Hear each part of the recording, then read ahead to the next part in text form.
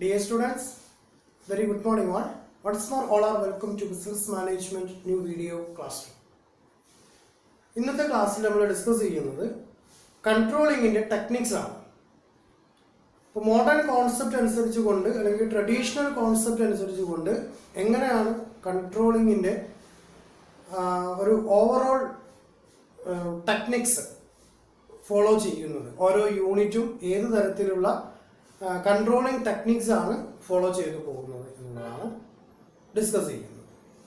Control of business is done with different controlling technique which can be useful for reducing the variance between actual performance and standard performance.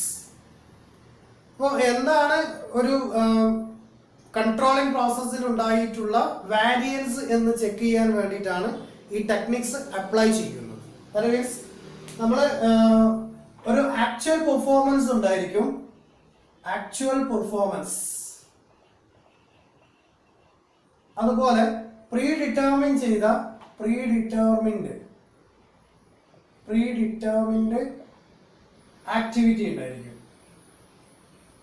Okay, ഇപ്പൊ ഈ predetermined ആക്ടിവിറ്റീസും actual പെർഫോമൻസും തമ്മിലുള്ള variance എന്താണെന്നും variance ഇത് control ചെയ്യാൻ വേണ്ടിയിട്ടുള്ള techniques ആണ് ഫോളോ ചെയ്യുന്നത്. അപ്പൊ വാരിയൻസിന്റെ വോളിയം കൂടി വരുന്നുണ്ടെങ്കിൽ അത് റെഡ്യൂസ് ചെയ്യാൻ വേണ്ടിയിട്ടാണ് ടെക്നിക്സ് എന്ത് ചെയ്യുന്നത്, അപ്ലൈ ചെയ്യുന്നത്. അപ്പോൾ ഏതെല്ലാം തരത്തിലുള്ള ടെക്നിക്സ് ആണ് കൺട്രോളിങ്ങിൽ യൂസ് ചെയ്യുന്നത് എന്നുള്ളതാണ് ചെക്ക് ചെയ്യേണ്ടത്. There are following main techniques or method or controlling which can be classified into two heads. അല്ലെങ്കിൽ മെയിൻ ആയിട്ട് 2 കാറ്റഗറീസ് ആയിട്ട് നമുക്ക് എന്ത് ചെയ്യാൻ പറ്റും, ഈ കൺട്രോളിങ്ങിന്റെ ടെക്നിക്സിനെ ഡിവൈഡ് ചെയ്യാം 2 പാർട്ടായിട്ട്. എങ്ങനെയാണ് 2 പാർട്ടായിട്ട് ഡിവൈഡ് ചെയ്യുന്നത്? ഒന്ന് ട്രഡീഷണൽ ടെക്നിക്സ് എന്നും രണ്ടാമത്തത് മോഡേൺ ടെക്നിക്സ് എന്നും രണ്ടായി ഡിവൈഡ് ചെയ്യുന്നു. ദെൻ കൺട്രോളിംഗ് ടെക്നിക്സ്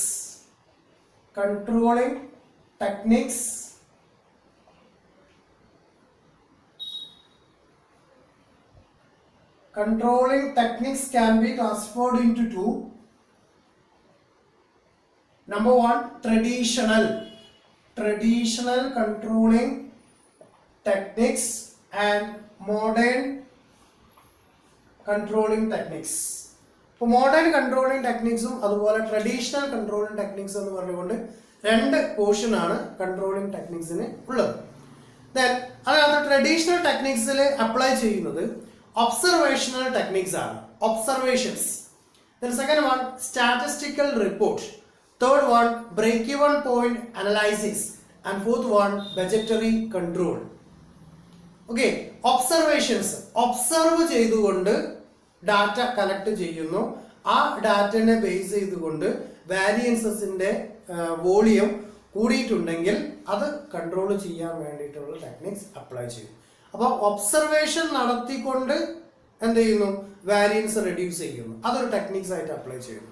അതുപോലെ statistical report, quantitative datas collect ചെയ്തുകൊണ്ട് ആ ഡാറ്റനെ ഡിഫറെൻറ്റ് തരത്തിലുള്ള ക്ലാസിഫിക്കേഷന് അല്ലെങ്കിൽ ഇന്റർപ്രിട്ടേഷൻ ഒക്കെ നടത്തിക്കൊണ്ട് അതിനെ കണ്ടിട്ട് ആ ഒരു ടൂൾസിനെ നമ്മൾ എന്ത് ചെയ്യുന്നു, ഈ ടെക്നിക്സ് ആയിട്ട് അപ്ലൈ ചെയ്യുന്നു. മൂന്നാമത് നമ്മൾ പറഞ്ഞത് ബ്രേക്ക് ഈവൻ പോയിന്റ് അനലൈസിസ് ആണ്. ബ്രേക്ക് ഈവൻ പോയിന്റ് എന്ന് പറഞ്ഞാൽ എന്താണ്? That means actual cost is equal to actual sales. That is, break-even point is the point at which there is no profit or loss. പ്രോഫിറ്റും ലോസും ഇല്ലാത്ത കേസാണ് break even point. ഇപ്പൊ actual cost, ഒരു product ഉണ്ടാക്കാൻ 100 രൂപ ചെലവായി, അത് വിറ്റിട്ടുള്ളത് 100 രൂപക്കാണ്. Here there is no profit, there is no loss. ഇതിനകത്ത് എന്തില്ല, ഒരു പ്രോഫിറ്റും ഇല്ല, ഒരു ലോസും ഇല്ല. 100 രൂപ എക്സ്പെൻസ് ഉണ്ടായി, 100 രൂപക്ക് ആ സാധനം വിൽക്കുകയും ചെയ്തു. അപ്പൊ ആ എക്സ്പെൻസ് ഓവർകം ചെയ്തു പോയി എന്നല്ലാതെ കമ്പനിയെ സംബന്ധിച്ചിടത്തോളം 1 രൂപ പോലും ലോസും ഇല്ല, 1 രൂപ പോലും പ്രോഫിറ്റും ഇല്ല. അപ്പൊ ഇത്തരത്തിലുള്ള ഒരു ടെക്നിക്സ് അപ്ലൈ ചെയ്യുന്നു. അതുപോലെ ബജറ്ററി കൺട്രോൾ, നമുക്കറിയാം. ഇപ്പൊ സ്റ്റേറ്റ് ഗവൺമെന്റ് ബജറ്റ് പ്രിപ്പയർ ചെയ്യുന്നു, സെൻട്രൽ ഗവൺമെന്റ് ബജറ്റ് പ്രിപ്പയർ ചെയ്യുന്നു. ഓരോ ഓർഗനൈസേഷനും ഒരു ഫിനാൻഷ്യൽ ഇയർ സ്റ്റാർട്ട് ചെയ്യുമ്പോൾ അവിടെ ബജറ്റ് പ്രിപ്പയർ ചെയ്യുന്നുണ്ട്. ദാറ്റ് മീൻസ് ആ ഫിനാൻഷ്യൽ ഇയറിലെ ടോട്ടൽ ഇവന്റ് എന്തെല്ലാമായിരിക്കണം, അതിൽ ഓരോ ഇവന്റിനും ഏത് രീതിയിൽ എങ്ങനെയാണ് പ്രൊപ്പോർഷനേറ്റ് എമൗണ്ട് മാറ്റി വെക്കേണ്ടത്, ഏതിനാണ് ഏറ്റവും കൂടുതൽ എമൗണ്ട് മാറ്റി വെക്കേണ്ടത്, ഇപ്പോൾ സർവീസ് ഓറിയന്റഡ് ആണോ പ്രൊഡക്ഷൻ ഓറിയന്റഡ് ആണോ, ഏതിനാണ് ഏറ്റവും കൂടുതൽ കൊടുക്കേണ്ടത് നോക്കിയിട്ടാണ് സെൻട്രൽ ഗവൺമെന്റും സ്റ്റേറ്റ് ഗവൺമെന്റും ഒക്കെ എന്ത് ചെയ്യുക, ബജറ്റ് പ്രിപ്പയർ ചെയ്യുന്നത്. അതുപോലെയുള്ള ബജറ്റ് കൺട്രോളിംഗ് സിസ്റ്റം ഇതിനകത്ത് യൂട്ടിലൈസ് ചെയ്യുന്നു. ഓക്കെ, അപ്പൊ നമുക്ക് നോക്കാം എന്താണ് ഒബ്സർവേഷൻ ടെക്നിക്സ് എന്ന് പറഞ്ഞാൽ, എങ്ങനെയാണ് ഒബ്സർവേഷൻ ടെക്നിക്സ് അപ്ലൈ ചെയ്യുക എന്നുള്ളത്. ഇപ്പൊ ട്രഡീഷണൽ മെത്തേഡിലെ ഫസ്റ്റ് ഇവന്റ് ആണ് ഒബ്സർവേഷണൽ ടെക്നിക്സ്. ട്രഡീഷണൽ കോൺസെപ്റ്റിലെ അല്ലെങ്കിൽ ട്രഡീഷണൽ ടെക്നിക്സിലെ ഫസ്റ്റ് വൺ ആണ് observation. Observational techniques. Observation, observe ചെയ്യുക. Observational techniques is a traditional techniques of controlling. Under this technique, manager appoint authorities who observes other employees. They also note the actual performance of employee and they report to the manager. After manager decides whose performance is weak and how to improve it. Okay, അപ്പോൾ variance ഉണ്ടാകുമ്പോൾ variance reduce ചെയ്യാൻ വേണ്ടിയിട്ടാണ് എന്ത് ചെയ്യുന്നത്, ഈ techniques apply ചെയ്യുന്നത്. അപ്പോൾ വളരെ സിമ്പിൾ ആയിട്ട് നമുക്ക് ഇങ്ങനെ പറയാം. അത് മീൻസ് ഇതൊരു മാനേജർ ആണെന്ന് അസ്യൂം ചെയ്യാം. ഈ മാനേജറിന്റെ കീഴിൽ ആരുണ്ടായിരിക്കും, ഒരു സൂപ്പർവൈസർ ഉണ്ടായിരിക്കും. ഓക്കെ, മാനേജറിന്റെ കീഴിൽ ഒരു സൂപ്പർവൈസർ ഉണ്ടായിരിക്കും. ഇത് ഈ കമ്പനിയിലെ മാനേജർ ആണ്. ഓക്കെ, ഇത് ഇവിടുത്തെ സൂപ്പർവൈസർ ആണ്. സൂപ്പർവൈസർ. ഈ സൂപ്പർവൈസറിന്റെ കീഴിൽ ഒരുപാട് ആരുണ്ടായിരിക്കും, വർക്കേഴ്സ് അഥവാ സബോർഡിനേറ്റ്സ് ഉണ്ടായിരിക്കും. അപ്പോൾ ഈ ഓരോ വർക്കേഴ്സും ചെയ്തിട്ടുള്ള ആക്ടിവിറ്റീസിന്റെ റിപ്പോർട്ടാണ് ആരുടെ കയ്യിലുണ്ടായിരിക്കുക, ഈ സൂപ്പർവൈസറിന്റെ കയ്യിലുണ്ടായിരിക്കുക. ഓക്കെ, അപ്പൊ ഈ സൂപ്പർവൈസറിൽ നിന്നും ആര് ഡാറ്റ കളക്ട് ചെയ്യുന്നു, മാനേജർ ഡാറ്റ കളക്ട് ചെയ്യുന്നു. അപ്പോൾ ഇവിടെ സൂപ്പർവൈസർ എംപ്ലോയീസിനെ ഡയറക്റ്റ് ഒബ്സർവ് ചെയ്തിട്ട് ആരാണ് ഏറ്റവും കൂടുതൽ വർക്ക് ചെയ്തിട്ടുള്ളത് അല്ലെങ്കിൽ ഏറ്റവും കുറഞ്ഞ വർക്ക് ചെയ്തിട്ടുള്ളത് ആരാണെന്നുള്ളത്, അപ്പോൾ വർക്ക് ചെയ്യുന്നതിൽ ബ്രില്യൻ്റ് ആയിട്ടുള്ള ആരാണ് അല്ലെങ്കിൽ വളരെ ആക്റ്റീവ് ആയിട്ട് എന്തൂസിയാസ്റ്റിക് ആയിട്ട് വർക്ക് ചെയ്യുന്നത്, ഡെഡിക്കേറ്റഡ് ആയിട്ട് വർക്ക് ചെയ്യുന്നത്, കൂടുതൽ പ്രൊഡക്ഷൻ നടത്തിയിട്ടുള്ളത് ഏത് എംപ്ലോയി ആണ്, ഇതിൽ വീക്ക് ആയിട്ടുള്ളത് ആരാണ്. അപ്പൊ എന്ത് ചെയ്യുന്നു, ഈ സൂപ്പർവൈസർ ഈ റിപ്പോർട്ട് എന്ത് ചെയ്യുന്നു, മാനേജർക്ക് സബ്മിറ്റ് ചെയ്യുന്നു. ഇതാണ് ഒബ്സർവേഷണൽ ടെക്നിക്സ് എന്ന് പറഞ്ഞാൽ. അപ്പൊ ഇവിടെ ഒരു ഇന്റർമീഡിയറ്റ് ഉപയോഗിച്ചുകൊണ്ട് ഓരോ മാനേജറും ഓരോ എംപ്ലോയീസിനെയും ഡയറക്റ്റ് സൂപ്പർവൈസ് ചെയ്യിപ്പിക്കുന്നു, അല്ലെങ്കിൽ അവരെ അനലൈസ് ചെയ്യാൻ വേണ്ടി ഉപയോഗിക്കുന്നു. ഈ ഡാറ്റാസ് ഉപയോഗിച്ചുകൊണ്ട് മാനേജർ എന്ത് ചെയ്യുന്നു, ഇവിടെ ആരുടെ ഭാഗത്താണോ വീക്ക്നെസ് ഉണ്ടായിട്ടുള്ളത് അത് ഇംപ്രൂവ് ചെയ്യുവാനുള്ള ടെക്നിക്സ് അല്ലെങ്കിൽ മെത്തേഡ് ഈ സൂപ്പർവൈസറിലൂടെ വർക്കേഴ്സിന് പ്രൊവൈഡ് ചെയ്യുന്നു. ഇതാണ് ട്രഡീഷണൽ കോൺസെപ്റ്റിലുള്ള ഒരു ഇവന്റ് എന്ന് പറയുന്നത്. രണ്ടാമത്തത് statistical report. Second one statistical report. എങ്ങനെയാണ് സ്റ്റാറ്റിസ്റ്റിക്കൽ റിപ്പോർട്ട് പ്രിപ്പയർ ചെയ്യുക? Statistical report. Statistical report prepare ചെയ്തുകൊണ്ട് കൺട്രോളിംഗ് ടെക്നിക്സ് ആയിട്ട് ഫോളോ ചെയ്യുന്നു. This is also technique of controlling. Under this technique, company analyzes the statistical data in the form of mean, median, and mode. Also analyzes the standard variation and correlation and find out what shortcoming in planning and try to control it.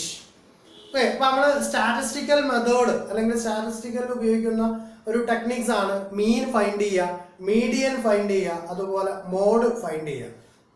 Mode എന്ന് പറഞ്ഞാൽ എന്താ, repeated event ആണ്. Median എന്ന് പറഞ്ഞാൽ average ആണ്. Okay, then മീൻ, median, അതുപോലെ mode. ഇത് statistical tools ആണ് അപ്ലൈ ചെയ്യുന്നത്. അതായത് ഓരോന്നിന്റെയും കപ്പാസിറ്റി എത്രമാത്രം ഉണ്ട്, റിപ്പീറ്റഡ് ഇവന്റ് ഏതാണ്, അല്ലെങ്കിൽ ആവറേജ് ലെവലിലുള്ള ഇവന്റ് എന്താണ് എന്ന് ഫൈൻഡ് ചെയ്യാൻ വേണ്ടിയിട്ടാണ് ഈ ടൂൾസ് ഉപയോഗിക്കുന്നത്. അപ്പോൾ സ്റ്റാറ്റിസ്റ്റിക്കൽ ടൂൾസ് ഉപയോഗിച്ചുകൊണ്ട് ഏത് എംപ്ലോയീസിന്റെ ഭാഗത്താണ് അല്ലെങ്കിൽ ഏത് സെക്ഷനിലാണ് ഇതിന് ഷോർട്ട് കമ്മിങ്സ് ഉണ്ടായിട്ടുള്ളത് എന്ന് അനലൈസ് ചെയ്യുന്നു. അപ്പോൾ ഡാറ്റാസ് കളക്ട് ചെയ്യുന്നു, അത് അനലൈസ് ചെയ്യുന്നു, ഇന്റർപ്രിട്ടേഷൻ നടത്തുന്നു. അങ്ങനെ ഇന്റർപ്രിട്ടേഷൻ നടത്തിയുള്ള റിസൾട്ട് എന്ത് ചെയ്യുന്നു, ഓരോ ആളുകളുടെയും വീക്ക്നെസ്സും അല്ലെങ്കിൽ അവരുടെ സക്സസും കൺസിഡർ ചെയ്തുകൊണ്ട് വീക്ക്നെസ് ഉള്ളതിനെ ഓവർകം ചെയ്തു പോകാൻ വേണ്ടി ഉപയോഗപ്പെടുത്തുന്നു. ഓക്കെ, അപ്പൊ അങ്ങനെ സ്റ്റാറ്റിസ്റ്റിക്കൽ റിപ്പോർട്ട് എന്ത് ചെയ്യുന്നുണ്ട്, ഈ കൺട്രോളിങ്ങിന്റെ ടെക്നിക്സ് ആയിട്ട് അപ്ലൈ ചെയ്യുന്നു. Then third one, break-even point analysis. Break-even point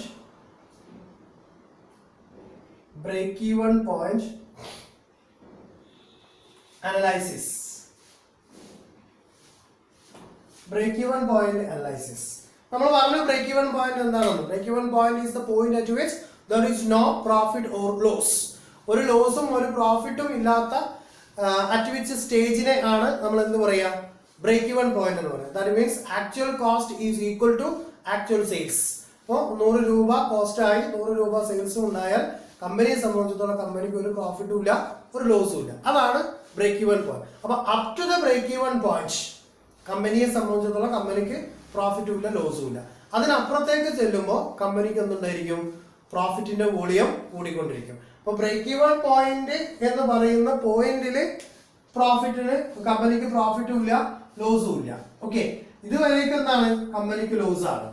okay, അപ്പൊ ഈ break-even പോയിന്റ് കഴിഞ്ഞ് ഇതിന്റെ സ്കെയിൽ മേലോട്ട് പോകും തോറും എന്ത് ചെയ്യുന്നുണ്ട്, പ്രോഫിറ്റ് ജനറേറ്റ് ചെയ്യുന്നുണ്ട്. ഇത് ക്ലിയർ? അപ്പോൾ ഇത് ഈ break-even പോയിന്റിൽ വെച്ചിട്ട് കമ്പനിക്ക് പ്രോഫിറ്റും ഇല്ല, ലോസും ഇല്ല. ഇവിടെ കോസ്റ്റും റവന്യൂ ഈക്വൽ ആണ്. ഇവിടെ കോസ്റ്റിനേക്കാൾ കുറഞ്ഞിട്ടാണ് റവന്യൂ അക്വയർ ചെയ്തിട്ടുള്ളത്, അതുകൊണ്ട് ലോസ് ആയിരിക്കും. ഇവിടെ അങ്ങോട്ട് റവന്യൂവിന്റെ വോളിയം കൂടുതലാണ്, അപ്പൊ കമ്പനിക്ക് പ്രോഫിറ്റ് എന്ത് ചെയ്യും, ജനറേറ്റ് ചെയ്യുകയും ചെയ്യും. അപ്പൊ അങ്ങനെ break-even ചാർട്ട് അതുപോലെ break-even പോയിന്റ് അനലൈസ് ചെയ്യും. break-even പോയിന്റ് കൺസിഡർ ചെയ്യുന്നത് എല്ലായ്പ്പോഴും വാരിയബിൾ കോസ്റ്റിനെ ഡിപ്പെൻഡ് ചെയ്തിട്ടാണ്. കോസ്റ്റ് രണ്ട് തരത്തിലുണ്ട്, ഫിക്സ്ഡ് കോസ്റ്റ് ഉണ്ട്, അതുപോലെ വാരിയബിൾ കോസ്റ്റ് ഉണ്ട്. ഫിക്സ്ഡ് കോസ്റ്റ് എന്ന് പറഞ്ഞാൽ എന്താ, cost at which remaining fixed in all period. All ടൈമിലും എന്തായിരിക്കും, ഫിക്സ്ഡ് കോസ്റ്റ് റിമൈനിങ് ഫിക്സ്ഡ് ആയിരിക്കും. എന്നാൽ വാരിയബിൾ കോസ്റ്റ് എന്താണ്, സിറ്റുവേഷൻ അനുസരിച്ച് കൊണ്ട് അല്ലെങ്കിൽ ഓരോ ആറ്റിറ്റ്യൂഡിനെ അനുസരിച്ച് കൊണ്ട് അല്ലെങ്കിൽ ഓരോ സർക്കംസ്റ്റാൻസ് അല്ലെങ്കിൽ കണ്ടീഷൻ അനുസരിച്ച് കൊണ്ട് എന്തായിരിക്കും, വാരിയബിൾ കോസ്റ്റിന് വേരിയേഷൻസ് ഉണ്ടായിരിക്കും. അതുകൊണ്ടാണ് അതിനെ വാരിയബിൾ കോസ്റ്റ് എന്ന് തന്നെ പറയുന്നത്. ഓക്കെ, അതിങ്ങനെ വാരി ചെയ്തുകൊണ്ടേയിരിക്കും. അപ്പൊ വാരിയബിൾ കോസ്റ്റിനെ ഡിപ്പെൻഡ് ചെയ്തിട്ടാണ് break-even പോയിന്റ് നമ്മൾ എന്ത് ചെയ്യുന്നത്, കാൽക്കുലേറ്റ് ചെയ്യുന്നത്. ഓക്കെ, അപ്പോൾ അത്തരത്തിലുള്ള ഒരു break-even point analysis, this is the technique of controlling. Company sells their product up to the break-even point because it's the point where total cost equal to total sales value and the company can get any loss, but sale below from the point means the cost is more than the total sales. പറഞ്ഞു കഴിഞ്ഞു എന്ന് പറഞ്ഞാൽ കമ്പനിയുടെ ഇവിടെയാണ് കമ്പനിക്ക് പ്രോഫിറ്റും ലോസും ഇല്ലാത്ത case, ഇവിടുന്ന് ഇങ്ങോട്ട് കമ്പനിക്ക് ലോസ് ആയിരിക്കും എന്ന് പറഞ്ഞാൽ കോസ്റ്റിന്റെ വോളിയം കൂടുതലും റവന്യൂവിന്റെ വോളിയം കുറവായിരിക്കും. ഇവിടെ കോസ്റ്റിന്റെ വോളിയം കുറവും റവന്യൂവിന്റെ വോളിയം കൂടുതലാണ് ഉണ്ടാവുക. അപ്പൊ എന്തായിരിക്കും, കമ്പനിക്ക് പ്രോഫിറ്റും ജനറേറ്റ് ചെയ്യുന്നു. So break-even point is so important from controlling point of view. It is the reason that it is a wise man have made it controlling technique and used in the management. അപ്പോൾ വളരെ ബുദ്ധിമാന്മാരായ ആളുകൾ അല്ലെങ്കിൽ managers അല്ലെങ്കിൽ അങ്ങനെയുള്ള എക്സിക്യൂട്ടീവുമാരെ apply ചെയ്യുന്ന ഒരു techniques ആണ് break-even point analysis എന്ന് പറയുന്നത്. Then fourth one, budgetary control. Fourth point, budgetary control. Fourth one, budgetary control. എന്താണ് ബജറ്ററി കൺട്രോൾ നടക്കുന്നത്? ബജറ്ററി കൺട്രോളിൽ നമ്മളൊരു എസ്റ്റിമേഷൻ ആണ്, അതായത് ഒരു ഫ്യൂച്ചറിസ്റ്റിക് ആയിട്ടുള്ള ഇവന്റ് ആണ് പ്രിപ്പയർ ചെയ്യുന്നത്. ഇപ്പോൾ നെക്സ്റ്റ് മന്തിൽ, നെക്സ്റ്റ് ഇയറിൽ, നെക്സ്റ്റ് 2 ഇയേഴ്സിൽ നടക്കാൻ പോകുന്ന ഓരോ ഇവന്റിന്റെയും കോസ്റ്റ് ഇന്നതാണ്. അപ്പൊ അതിനെ മെയിൻറ്റെയിൻ ചെയ്തു പോകുന്നതിന് വേണ്ട റവന്യൂവിന്റെ വോളിയം ഇത്ര ഉണ്ടാവണം, ടാക്സിന്റെ വോളിയം ഇന്നതായിരിക്കണം, അപ്പൊ ആ ടാക്സ് പിരിച്ചെടുക്കേണ്ട സമയം ഇന്നതാണ് എന്ന് പറഞ്ഞുകൊണ്ട് പ്രീപ്ലാൻ ചെയ്യുന്നതാണ് ബജറ്ററി കൺട്രോൾ സിസ്റ്റം എന്ന് പറയുന്നത്. അപ്പൊ ശരിക്കും അതെന്താണ്, ഒരു കൺട്രോൾ ചെയ്യാനുള്ള ടെക്നിക്സ് ആണ്. കാരണം കോസ്റ്റിന്റെ വോളിയം കൂട്ടാൻ പാടില്ല, കോസ്റ്റ് റെഡ്യൂസ് ചെയ്യണം, അതേസമയം സെയിൽസിന്റെ വോളിയം കൂട്ടണം. ഇപ്പോൾ സെൻട്രൽ ഗവൺമെന്റ് അതുപോലെ സെയിൽസ് ഗവൺമെന്റ് സെയിൽസ് ടാക്സ്, ഇപ്പൊ സെയിൽസ് ടാക്സ് എന്ന് പറയുന്ന ഇവന്റ് ഇല്ല, അതിന് പകരമാണ് വാറ്റ് അപ്ലൈ ചെയ്യുന്നത്. അത് സെൻട്രൽ ഗവൺമെന്റ് ചെല്ലുമ്പോൾ എന്താണ്, എക്സൈസ് ഡ്യൂട്ടിയാണ്. സെൻട്രൽ ഗവൺമെന്റിലെ എക്സൈസ് ഡ്യൂട്ടിയും അതുപോലെ സ്റ്റേറ്റ് ഗവൺമെന്റ് ചെല്ലുമ്പോൾ വാറ്റുമാണ് അപ്ലൈ ചെയ്യുന്നത്. സെൻട്രൽ ഗവൺമെന്റിനും സ്റ്റേറ്റ് ഗവൺമെന്റിനും ഇൻകം ജനറേറ്റ് ചെയ്യുന്ന ഒരു ഇവന്റ് ആണ് എന്ത്, ടാക്സ് എന്ന് പറയുന്നത്. ഓക്കെ, അപ്പോൾ ഓരോ സമയങ്ങളിലും ഗവൺമെന്റ് ഓരോ ഐറ്റത്തിന്റെയും റേറ്റ് കൂട്ടുകയും കുറയ്ക്കുകയും ചെയ്യും. ഇപ്പൊ GST ഓരോ ഐറ്റത്തിന്റെ മേലെയും സർട്ടൺ പെർസെന്റേജ് GST കൊടുത്തുകൊണ്ടിരിക്കണം എന്ന് പറഞ്ഞുകൊണ്ട് ഒരു നിയമം കൊണ്ടുവന്നിട്ടുണ്ട്. ഓക്കെ, അപ്പൊ അങ്ങനെ ഓരോ ഇവന്റിന്റെ മേലെയും budgetary control is the technique of controlling in which company managers make the budget like. That means certain അസംഷൻസിന്റെ ബേസിൽ ഫ്യൂച്ചറിൽ എന്താണ് സംഭവിക്കുന്നത്, അല്ലെങ്കിൽ എന്ത് ഇവന്റാണ് ഉണ്ടാകുന്നത് അനുസരിച്ച് കൊണ്ടുള്ള ഒരു ഫ്യൂച്ചറിസ്റ്റിക് പ്ലാൻ പ്രിപ്പയർ ചെയ്യലാണ് ബജറ്ററി കൺട്രോൾ എന്ന് പറയുന്നത്. ഫ്യൂച്ചറിസ്റ്റിക് എന്ന് പറയുമ്പോൾ നമ്മൾ പ്രൊഡക്ഷൻ ബജറ്റ്, ഓക്കെ, പ്രൊഡക്ഷൻസിന്റെ മാത്രമുള്ള ഫാക്ട് കൺസിഡർ ചെയ്തുകൊണ്ട് പ്രൊഡക്ഷൻ ബജറ്റ് എങ്ങനെയായിരിക്കണം, അതുപോലെ സെയിൽസ് ബജറ്റ്, സെയിൽസിന്റെ factors, then finance budget, then research and development budget, then after this actual performance is measured with the budget amount. അപ്പോൾ നമ്മൾ പ്രൊഡക്ഷന്, ഫിനാൻസിന്, സെയിൽസിന്, റിസർച്ചിന്, ഡെവലപ്മെന്റിന് ഇതിനൊക്കെ സെപ്പറേറ്റ് ബജറ്റ് പ്രിപ്പയർ ചെയ്യുന്നുണ്ട്. ഈ ബജറ്റ് പ്രിപ്പയർ ചെയ്യുക എന്ന് പറഞ്ഞാൽ എന്താ, നമ്മളുടെ ഒരു പ്രീ പ്ലാൻഡ് ആയിട്ടുള്ള ഇവന്റ് ആണ്. ഓക്കെ, ദെൻ ആക്ച്വൽ റിസൾട്ട്, അപ്പൊ ആ ഒരു പീരിയഡ് കംപ്ലീറ്റ് ആയി കഴിഞ്ഞാൽ ആക്ച്വൽ റിസൾട്ടും തമ്മിൽ എന്ത് ചെയ്യുന്നു, കമ്പാരിസൺ നടക്കുന്നു. അപ്പൊ ആ കമ്പാരിസണിൽ മേബി കമ്പനിക്ക് ലോസ് ഉണ്ടായേക്കാം, അല്ലെങ്കിൽ കോസ്റ്റിന്റെ വോളിയം കൂടിയേക്കാം. ദാറ്റ് മീൻസ് നമ്മൾ ബജറ്റ് ചെയ്തതിനേക്കാൾ കൂടുതൽ ഇൻകം ജനറേറ്റ് ചെയ്തിട്ടുണ്ടാവാം, അല്ലെങ്കിൽ എക്സ്പെൻസ് മീറ്റ് ചെയ്യേണ്ടി വന്നിട്ടുണ്ടാവാം. അപ്പൊ അവിടെ വേരിയൻസ് വരികയാണെങ്കിൽ അത് റെക്ടിഫൈ ചെയ്തു പോകാനുള്ള റെമഡിയൽ മെഷേഴ്സ് എന്ത് ചെയ്യുന്നു, അപ്ലൈ ചെയ്യുകയാണ് ചെയ്യുന്നത്. Second part modern techniques of controlling. Modern techniques second പാർട്ടാണ് modern techniques of controlling. Modern techniques. Number 1, MIS. That is Management Information System. Okay. എന്താണ് മാനേജ്മെന്റ് ഇൻഫർമേഷൻ സിസ്റ്റം എന്ന് പറഞ്ഞത്? എങ്ങനെയാണ് മാനേജ്മെന്റ് ഇൻഫർമേഷൻ സിസ്റ്റം യൂട്ടിലൈസ് ചെയ്തുകൊണ്ട് ഒരു controlling techniques ആയിട്ട് apply ചെയ്യുന്നത്? Okay, then in this system raw data is collected from direct or indirect sources, and then after classification of data different analysis is rendered by company managers, and after this company managers provide information about favorable and unfavorable position of companies different plannings. Okay, അപ്പൊ കമ്പനിയിലുള്ള ഓരോ മാനേജേഴ്സും അല്ലെങ്കിൽ ഓരോ ഒഫീഷ്യൽസും എന്ത് ചെയ്യുന്നു, raw data collect ചെയ്യുന്നു.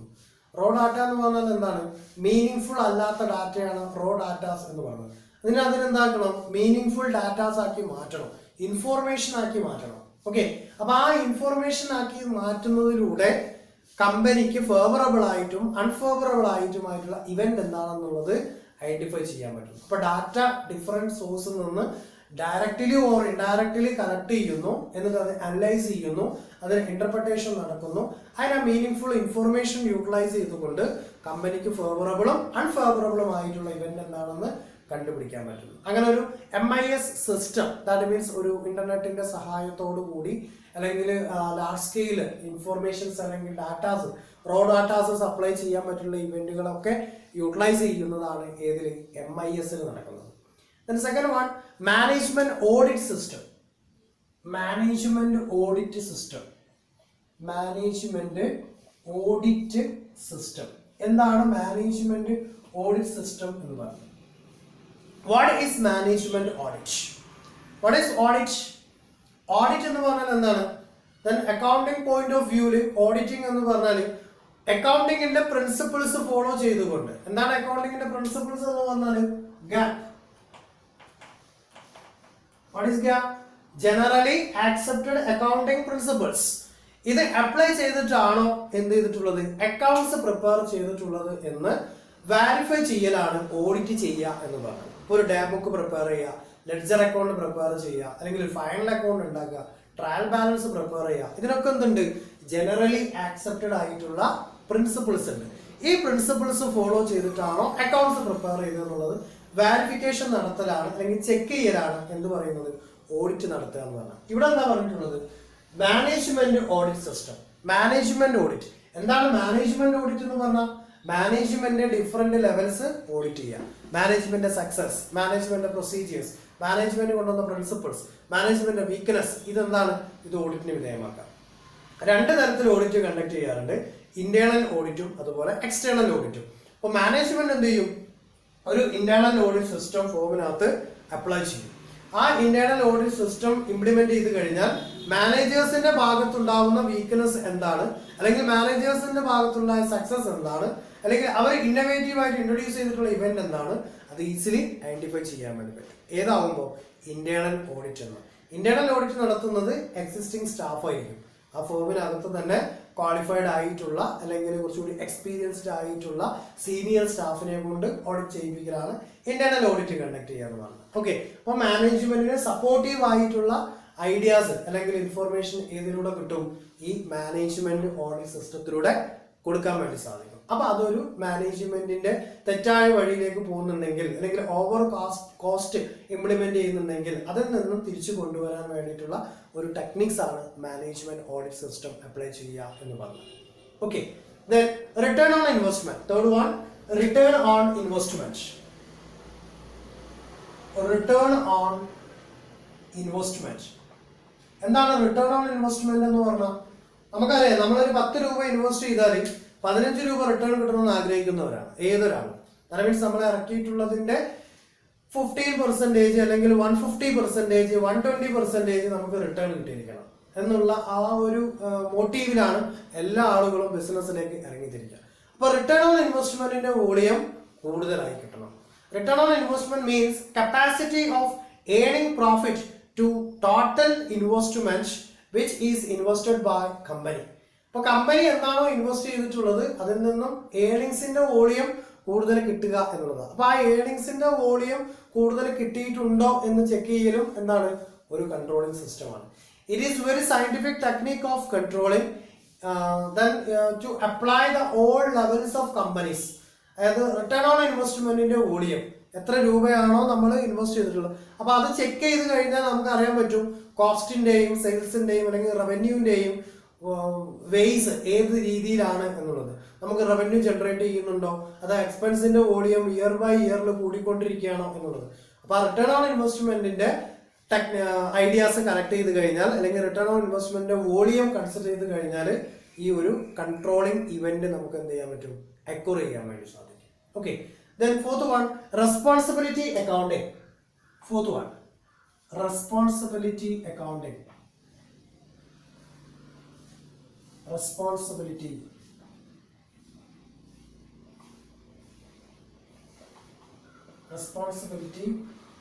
accounting. എന്താണ് responsibility accounting എന്ന് പറഞ്ഞാൽ? Then it is a number one controlling device or controlling techniques in which different responsibility centers are created by the company managers and its name at cost center, profit center, then investment center, etc. That means responsibility centers: cost, profit, then investment. Cost, profit, അതുപോലെ investment. അപ്പൊ കോസ്റ്റിന്റെ volume, cost centres. അപ്പൊ ആ cost സെന്റേഴ്സിന് maximum cost level എങ്ങനെയായിരിക്കണം, അതുപോലെ profit എന്താണ്, ആ ഓരോ യൂണിറ്റിലുണ്ടായിരുന്ന പ്രോഫിറ്റിന്റെ വോളിയം. ഇൻവെസ്റ്റ്മെന്റ് സെക്ടർ, ഇൻവെസ്റ്റ്മെന്റിന്റെ ഇതിന് ഓരോന്നിനും എന്തുണ്ട്, റെസ്പോൺസിബിലിറ്റി ഉണ്ട്. ഓക്കെ, അപ്പൊ കോസ്റ്റ് സെന്ററിനുള്ള റെസ്പോൺസിബിലിറ്റി, പ്രോഫിറ്റ് സെന്ററിനുള്ള റെസ്പോൺസിബിലിറ്റി, ഇൻവെസ്റ്റ്മെന്റ് സെന്ററിനുള്ള റെസ്പോൺസിബിലിറ്റി. അങ്ങനെ ഒരു റെസ്പോൺസിബിലിറ്റി അക്കൗണ്ടിംഗ് സിസ്റ്റം ഫോളോ ചെയ്യുകയാണെന്നുണ്ടെങ്കിൽ എന്ത് ചെയ്യാൻ പറ്റും, ഒരു കൺട്രോളിംഗ് സിസ്റ്റം അപ്ലൈ ചെയ്യാൻ വേണ്ടി പറ്റും. Okay, then fifth one, PERT and CPM. PERT and CPM. CPI അല്ല, CPIM അല്ല, CPM. That means Program Evaluation and Review Techniques. Program Evaluation and Review Techniques. CPM means Critical Path Method. Critical Path Method. അതായത് ഒരു work complete ചെയ്യുന്നതിന് അല്ലെങ്കിൽ ഒരു task implement ചെയ്യുന്നതിന് ഏറ്റവും shortest വേ അല്ലെങ്കിൽ ഏറ്റവും നിയറസ്റ്റ് ആയിട്ടുള്ളത്, ഏറ്റവും ലോങ്ങസ്റ്റ് ആയിട്ടുള്ളത് ഏത് എന്ന് ഫൈൻഡ് ചെയ്യലാണ് ഈ പറയുന്ന ടെക്നിക്സിലൂടെ നടത്തുന്നത്. അതായത് ഇവിടെയൊക്കെ നടത്തുന്നത് എന്താണ്? പ്രോഗ്രാമിന്റെ ഇവാലുവേഷൻ. ഇപ്പോൾ സക്സസീവ് ആയിട്ടുള്ളത് ഏതാണ്, അല്ലെങ്കിൽ മോഡസ്റ്റ് ആയിട്ടുള്ളത് ഏതാണ്, കോസ്റ്റിന്റെ വോളിയം കൂടുതലുള്ളത് ഏതാണ് എന്നുള്ളത് ഐഡന്റിഫൈ ചെയ്യുക, അല്ലെങ്കിൽ അത് ഇവാലുവേഷൻ നടത്തുക. അപ്പൊ അങ്ങനെ ഒരു ഇവാലുവേഷനും അതുപോലെ ഒരു റിവ്യൂ കണ്ടക്ട് ചെയ്യുന്ന ഒരു ടെക്നിക്സ് ആണ് PERT എന്ന് പറഞ്ഞത്. ദെൻ CPM എന്ന് പറഞ്ഞാൽ critical path method. Critical path method. അപ്പൊ ക്രിട്ടിക്കൽ പാത്ത് മെത്തേഡ് എന്ന് പറഞ്ഞാൽ ഏതാണ് ക്രിട്ടിക്കൽ ഏരിയ എന്നുള്ളതാണ് ഫൈൻഡ് ചെയ്യുന്നത്. അപ്പോൾ നമ്മളിപ്പോൾ ഇങ്ങനെ നോസിനെ ടച്ച് ചെയ്യാന്ന് പറഞ്ഞാൽ ഇങ്ങനെ സിമ്പിൾ ആയിട്ട് നമുക്ക് നോസിനെ ടച്ച് ചെയ്യാം. അതേ സമയത്ത് ഇങ്ങനെ കൊണ്ടുപോയിട്ട് എന്ത് ചെയ്യാൻ പറ്റും? നോസിനെ ടച്ച് ചെയ്യാൻ വേണ്ടി പറ്റും. അപ്പൊ അങ്ങനെ ചെയ്യുന്നതാണ് ക്രിട്ടിക്കൽ പാത്ത്. അപ്പൊ ആ ക്രിട്ടിക്കൽ പാത്ത് ഏരിയ ഏതാണോ അതിനെ അവോയ്ഡ് ചെയ്യുക. അതൊരു കൺട്രോളിങ് സിസ്റ്റം ആണ്. ഓക്കെ. ഇപ്പൊ ഏറ്റവും സിംപിളസ്റ്റ് ആയിട്ടുള്ളത് അല്ലെങ്കിൽ ഏറ്റവും മോഡസ്റ്റ് ആയിട്ടുള്ളത് എല്ലാ ആളുകൾക്കും യൂട്ടിലൈസ് ചെയ്യാൻ പറ്റുന്ന ഇവന്റ് എന്താണോ അതിനെയാണ് എല്ലാവരും സെലക്ട് ചെയ്യുക. അതായത് ഷോർട്ട് ആയിരിക്കണം, ഒന്നുകിൽ അത് ഷോർട്ട് ആയിരിക്കും, അല്ലെങ്കിൽ അതൊരു ലോങ്ങസ്റ്റ് ടൈം യൂട്ടിലൈസ് ചെയ്യേണ്ടി വരും, അല്ലെങ്കിൽ മോസ്റ്റ് ലൈക്ലി ടൈം വരും. അപ്പോൾ most likely time, shortest time, longest time ഇത് ഐഡന്റിഫൈ ചെയ്തു കഴിഞ്ഞാൽ നമുക്ക് അറിയാൻ പറ്റും ക്രിട്ടിക്കൽ പാത്ത് ഏതിലാണ് ഉള്ളത് എന്നുള്ളത്. ഒരു വർക്ക് കംപ്ലീറ്റ് ചെയ്യുന്നതിന് വേണ്ടിയിട്ട് നമ്മൾ ഏറ്റവും ഷോർട്ടസ്റ്റ് വേ ഏതാണോ, അല്ലെങ്കിൽ ഷോർട്ടസ്റ്റ് ടൈം ഏതാണോ, ഷോർട്ടസ്റ്റ് റിസോഴ്സസ് ഏതിലാണോ യൂസ് ചെയ്യാൻ പറ്റുന്നത് അതാണ് നമ്മൾ സെലക്ട് ചെയ്യുക. അപ്പൊ അത് സെലക്ട് ചെയ്യാൻ വേണ്ടി ഈ പറയുന്ന ക്രിട്ടിക്കൽ പാത്ത് മെത്തേഡ് ഐഡന്റിഫൈ ചെയ്യുന്നു. അപ്പൊ ആ ക്രിട്ടിക്കൽ പാത്ത് ആണ് എന്ന് കണ്ടു കഴിഞ്ഞാൽ അതിനെ അവോയ്ഡ് ചെയ്യുക, ഏറ്റവും സിമ്പിൾ ആയിട്ടുള്ളതിനെ സെലക്ട് ചെയ്യുന്നു. സെക്കൻഡ് പാർട്ടിൽ ഓരോ ഇവന്റും എന്ത് ചെയ്യുന്നുണ്ട്? ഈച്ച് ആൻഡ് എവറി പ്രോഗ്രാമിന്റെ ഇവാലുവേഷനും അതിന്റെ റിവ്യൂ കണ്ടക്ട് ചെയ്തു പോകും. അപ്പൊ നമുക്ക് വളരെ സിമ്പിൾ ആയിട്ട് എന്ത് ചെയ്യാൻ പറ്റും? ഓരോ ഇവന്റും കൺട്രോൾ ചെയ്ത് പോകും.